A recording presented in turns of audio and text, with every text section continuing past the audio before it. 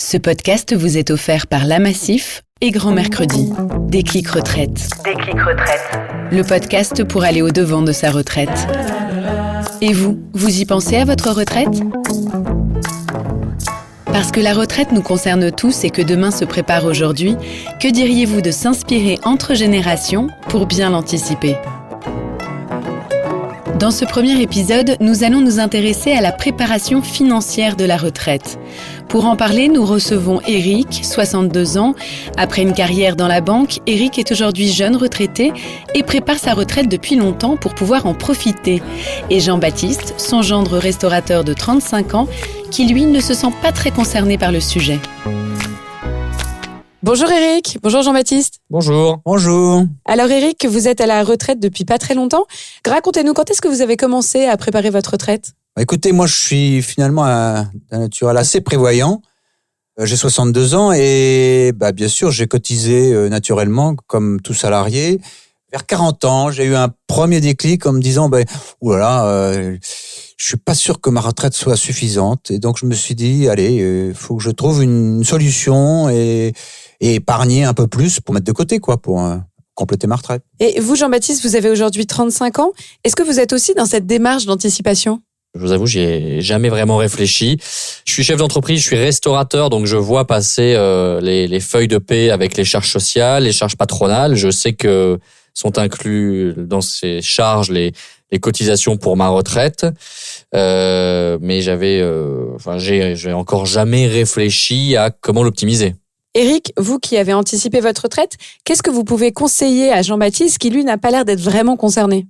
Déjà, c'est sûr que sans trop dramatiser, je pense que la situation qu'ils vont connaître va être plus complexe. Parce que pour leur génération, c'est certain qu'avec l'augmentation de l'espérance de vie, le système de retraite par répartition va avoir certainement des problèmes.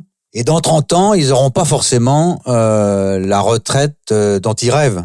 Il va falloir qu'ils trouvent des solutions pour trouver une sortie, C'est vrai que c'est inquiétant. Effectivement, quand on réfléchit un petit peu au sujet, on se dit que on arrive sur le marché du travail plus tard qu'avant. L'espérance de vie est plus longue, donc mathématiquement, ça va être moins généreux. Mais du coup, qu'est-ce qu'il faut faire ? Il faut acheter un appartement. Écoute, je peux te donner quelques conseils, mais par exemple, tu peux souscrire un contrat d'assurance vie. Tu mets 100 ou 200 euros par mois, et puis ça va te permettre de te constituer un petit capital. Et après, ce capital, tu pourras le dépenser pour compléter ton train de vie. Ouais, mais alors les assurances vie, c'est quoi ? C'est parce que le principe d'une assurance vie, c'est d'investir dans différents produits, dans différents fonds. Oui, c'est ça. Tu investis dans des fonds dans différentes catégories, des actions, des obligations, des placements immobiliers. Moi, j'étais plutôt attiré par les actions parce que ça me paraît être le meilleur placement à long terme.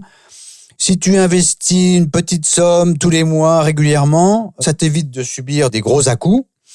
Tu lises tes investissements. Comme ça te fait un prix de revient moyen assez favorable. À la fin de ton épargne, ça te fait finalement un petit complément. Eric, il n'y a pas que la retraite à laquelle il faut penser, il y a aussi les vieux jours finalement à anticiper.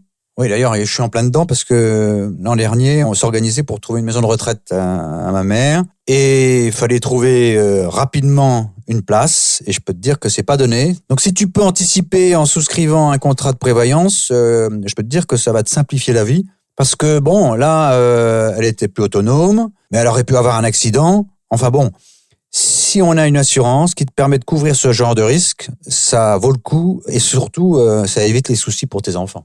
Ouais, ça déjà pour le coup, ça me parle déjà plus parce que autant la retraite c'est assez lointain, autant moi j'ai une petite fille de 2 ans et j'aime bien l'idée de me dire que si demain j'ai un problème, si demain je peux plus travailler, plus ramener d'argent à la maison, ma femme et ma fille ne subissent pas de plein fouet ce drame et qu'elles soient protégées par des dispositions. Je pense que j'ai même envie de dire que c'est ma responsabilité de père de famille de faire ça en fait. Eric, pourquoi préparer sa retraite vous paraît essentiel ? Je pense que c'est assez primordial. Il faut pouvoir anticiper si tu veux en profiter au moment de ta retraite.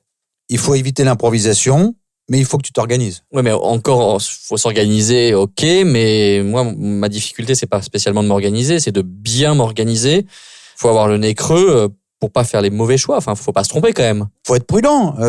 Faut essayer d'étudier les différentes possibilités, Mais tu as des gens qui sont là pour t'aider. Alors tu as ta banque, ta compagnie d'assurance ou des conseillers indépendants. Et là, avec tous ces conseils, tu peux prendre tes décisions sereinement. Éric, est-ce qu'il y a des choses que finalement vous auriez pu mieux faire dans la préparation de votre retraite ? Oui, avec le recul, je pense que j'aurais vraiment dû acheter ma résidence principale.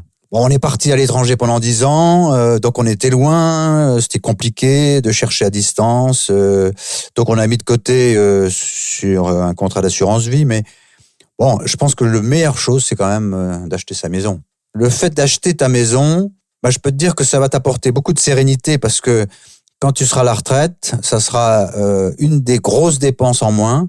C'est quand même très sympa de plus avoir de loyer à payer, quoi. C'est vrai qu'en y repensant maintenant comme ça, c'est un peu déprimant à 35 ans de réfléchir à tout ça, mais l'avantage que je vois, c'est que j'ai le temps de m'organiser et j'ai le temps d'être bien conseillé. Et moi, c'est vrai que c'est pas du tout mon métier.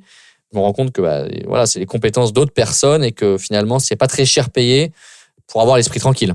Merci beaucoup Éric, merci Jean-Baptiste. Merci. Merci. Chers auditeurs, vous voilà prêts pour prendre les devants de votre retraite. Nous vous donnons rendez-vous dans le prochain épisode de Déclic Retraite sur la quête de sens. Cet épisode vous a été offert par l'Amassif et Grand Mercredi. Et vous y pensez à votre retraite ?